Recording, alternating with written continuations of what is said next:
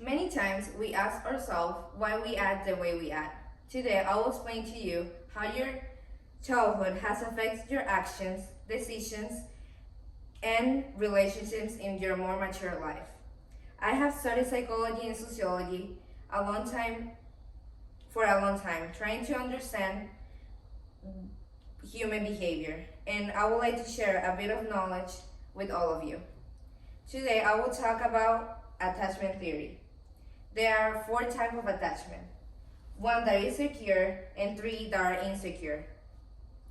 The attachment theory is a theory that basically states that how you attach to your caregiver as an infant in young life will affect the rest of your relationships in life. According to John Bowlby, the British psychologist who studied child development and has an enormous impact in the development of this theory, attachment is based on other biological behavioral systems, this being fear and exploration. The Handbook of Attachment Theory, Research and Clinical Applications, a book based on Bowlby's research, states that attachment is fueled by fear because of survival. Even as babies, humans are biologically aware that there is a need for social interaction and protection. Exploration is linked to attachment also through how we are biologically wired to know that our caregiver know more about the world than we do. We are naturally curious about our world and have a drive to know more. American-Canadian psychologist Mary Ainsworth in her college, Mary Main, building off a Bowlby's research, say that there are 4 types of attachments. These are secure attachment, anxious ambivalent, anxious avoidant, and anxious disorganized. Secure attachment. Securely attached infants are easily soothed by the attachment figure when upset. Infants develop a secure attachment when the caregiver is sensitive to their signals and responds appropriate to their needs. Insecure attachments. The first one is anxious avoidant. Insecure avoidant children do not orientate to their attachment figure while investigating their environment. They are very independent of their attachment figure, both physically and emotionally. The second one is anxious ambivalent. The child fails to develop any feelings of security from the attachment figure.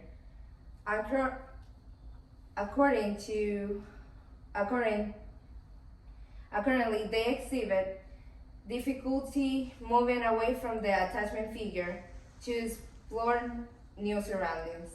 When distressed, they are difficult to soothe and are not comforted by interactions with the attachment figure.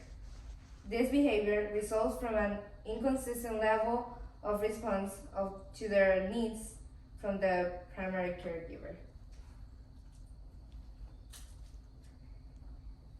The last one is anxious disorganized.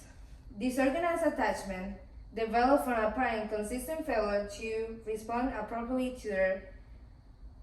to their child's distress, or by apparent inconsistent response to their child's feeling of fear or distress.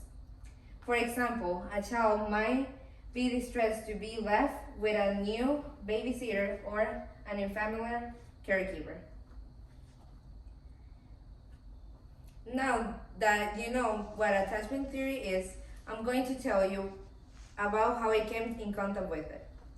Once I heard of the attachment theory, I was super interested. I researched the theory to get some more information than what was given in the course. And I found it amazing how prevalent it was in my life. According to the article, the multi-facet nature of prosocial behavior in children Links with attachment theory and research. My form of attachment was henceforth secure attachment because my parents were really involved in my life and still are today. So what does this have to do with any of you? Like I stated earlier, everything that happens in your life influences your future. Your attachment style as an adult usually it stays the same when you were a baby. Securely attached babies grows into adults who are very easy to connect with and easy to connect with and open up to, and vice versa. When it comes to conflict, they are more likely to initiate a calm conversation and talk through issues.